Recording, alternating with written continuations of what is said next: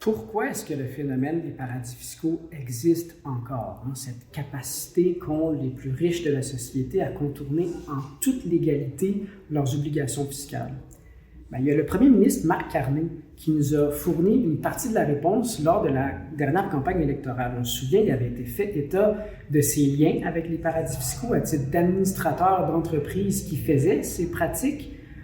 À l'IRIS, on a cherché à savoir si ce cas est isolé ou plutôt est-ce que ça traduit une dynamique plus générale. Et enfin, on a constaté qu'au Canada, il y a une pléthore de postes de la haute fonction publique qui est composée, qui a été occupée par des personnes qui, au cours de leur carrière, vont siéger à titre d'administrateurs d'entreprises qui pratiquent l'évitement fiscal.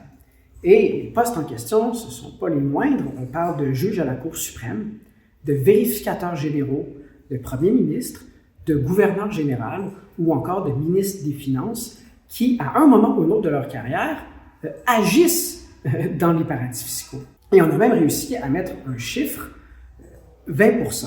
Donc, un administrateur d'entreprise canadienne sur 5 qui pratique l'évitement fiscal va occuper un poste dans la fonction publique ou parapublique à un moment ou un autre de leur carrière, de sorte qu'au sein même de l'État, ça participe à banaliser le phénomène, à le normaliser, parce que pour ces personnes-là, ça peut être quelque chose de tout à fait normal, banal, alors qu'on sait que c'est loin d'être le cas.